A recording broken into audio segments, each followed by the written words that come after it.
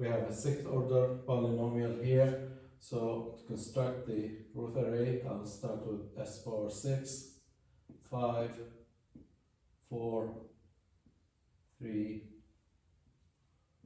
2, 1, and s power 0.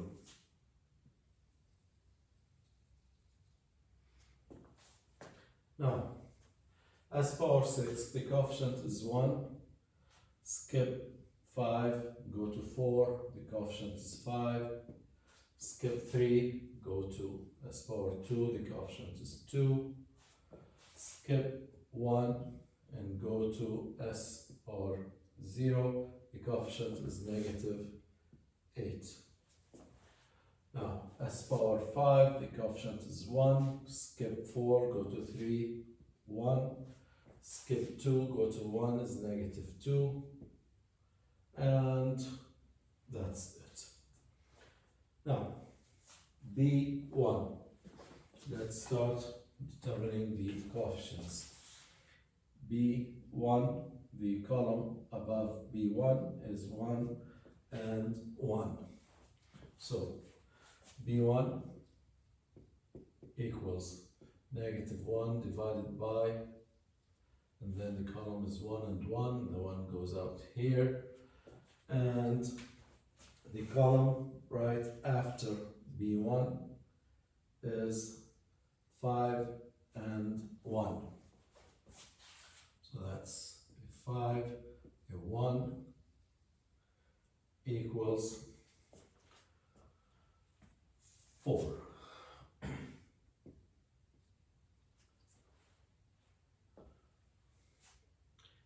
Now, B2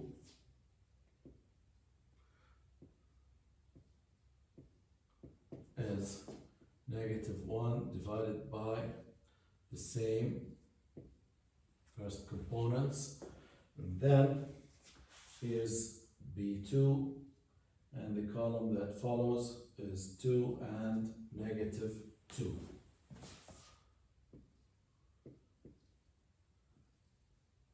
And that evaluates to negative 2, negative 2, negative 4. That's also a 4.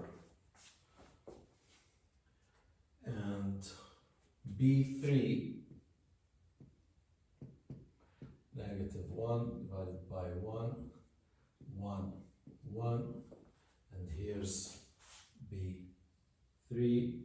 The column after is negative 8 and 0. Negative 8, 0, and that evaluates to positive 8, negative 8. So B4, that's a column of zeros, so we're done here. So we have 4, A4, and negative 8. Now, let's move on to C1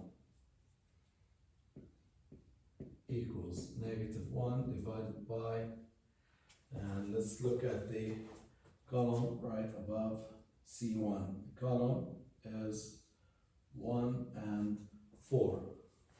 So that's a 1, a 4, the 4 goes out here, and now the following column is 1 and 4 also, and that obviously is 0. And now continue. C2 equals negative 1 divided by 1, 4, 4, and for C2 the following column is negative 2 and negative 8, and that evaluates to negative 8, negative 8, that is also a 0. For C3, the following column is 0, so we're done here, and we have a 0 and another 0. So here we have a row of zeros.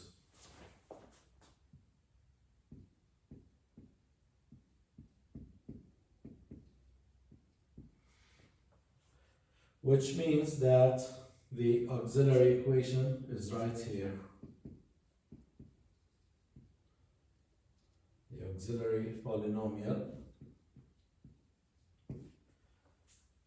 which is going to be QA equals, now the power of this row is s power 4. The coefficient of s power 4 is 4. 4s4. Skip power 3 and go to s squared.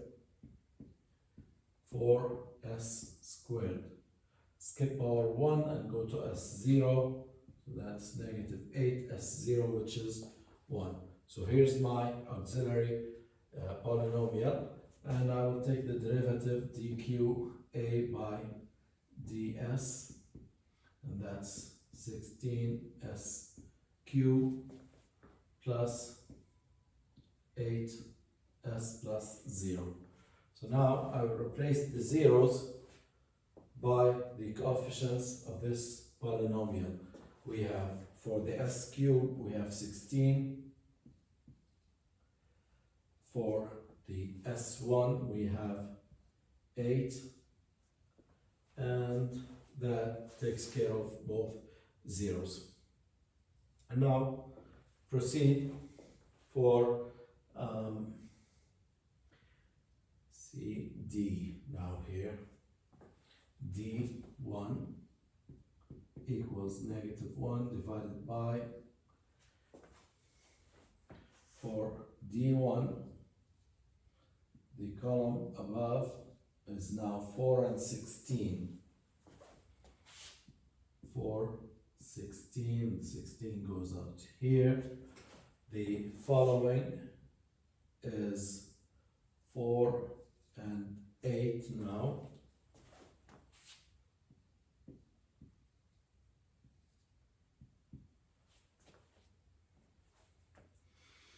And let's evaluate that. 32 minus 64, negative 32 plus 32, 16, that's a 2.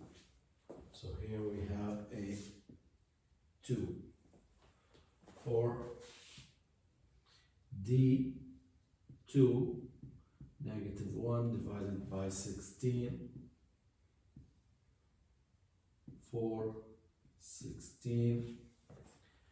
And for D2, we have the following column here is negative 8 and 0. And that will evaluate to negative 8.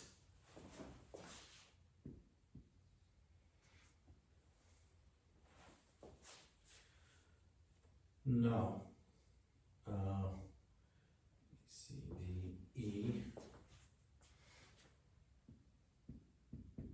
negative 1 divided by, for the E row is E1, the column above is 16 and 2,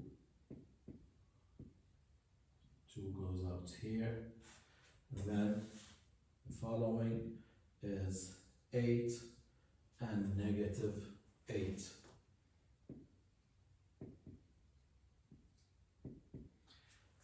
And that should evaluate to times 8, 4, 72. So this is a 72. For E2, the following column is zeros, so that ends it there. And F1, negative 1 divided by, the column above is 2 and 72.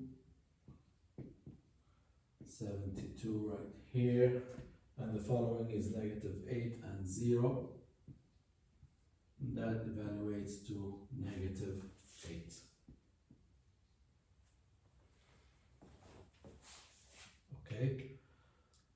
So now that means, look at the signs here. We have plus, plus, plus, plus, plus, plus, and a negative sign here. So we have one sign change. That means we definitely have one positive root, or one root in the right half plane. Now, if you look at this auxiliary polynomial and find the roots of this polynomial, you will find that the roots are 1, -1, and plus minus j square root of 2. 4 roots. It's a fourth order. We have here one positive root and a negative and an imaginary root. So this system, if this was a characteristic equation, the system is definitely unstable because of this one positive root. Even if this root was not positive, if we did not have a sign change, we still have, because of the auxiliary equation, we will still have an imaginary root, which means that the system is marginally stable. But in this case, because of this sign change, the system is actually unstable, assuming that this is a characteristic equation.